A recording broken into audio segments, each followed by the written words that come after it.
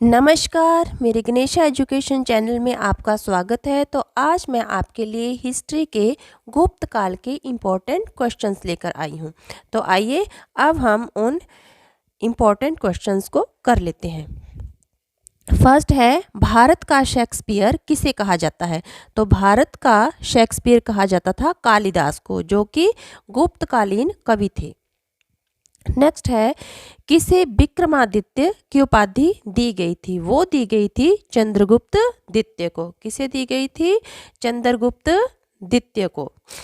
Next है, प्राचीन राजवंशों को सही क्रम वध कीजिए। तो उनका जो सही काल क्रम था, उनको क्रमबद्ध लिखना है। वो था नंद, मौर्य, कुषाण और गुप्त। नेक्स्ट है, फाह्यान कौन था? फाह्यान चीनी यात्री था।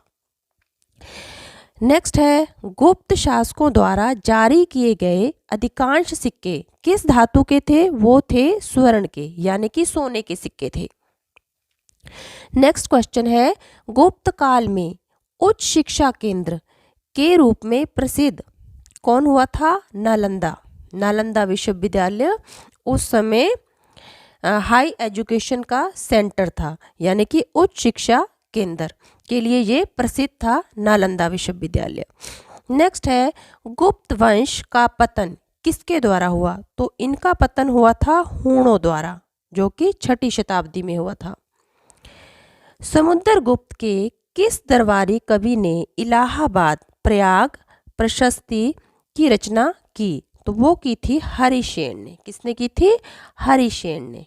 नेक्स्ट है, फाह्यान किसके शासन काल में भारत आया था? वो आया था चीनी यात्री चंद्रगुप्त द्वितीय के शासन में। नेक्स्ट है, विंसेंट स्मिथ ने किसे भारत का नेपोलियन कहा था? तो किसे कहा था भारत का नेपोलियन? समुद्रगुप्त को कहा था। नेक्स्ट है, गुप्त काल का शासन कब से कब तक था? तो गुप्त काल का जो शासन काल था वो था 319 से 570 एडी तक। किसमें था उसका? 319 से लेकर 570 एडी तक गुप्त काल का शासन काल माना जाता है। नेक्स्ट है, धनवंतरी, आर्यभट्ट, बराहमिहिर और कालिदास किसके दरबार के नवरत्न थे? वो थे चंद्रगुप्त द्वितीय विक्रमादित्य के। नेक्स्ट है, कालिदास किस राजा के दरबार के महान संस्कृत कवि थे? वो थे चंद्रगुप्त द्वितीय के। किसके थे? चंद्रगुप्त द्वितीय के। ये काफ़ी इंपॉर्टेंट है, ये हर बार पूछा जाता है।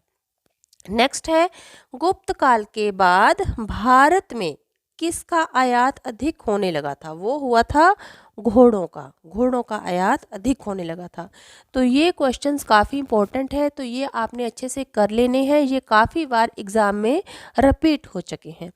तो प्लीज़ अगर आपको मेरी ये वीडियो अच्छी लगी तो इसे आप लाइक करना, शेयर करना और प्लीज़ सब्सक्राइब करना। Thank you.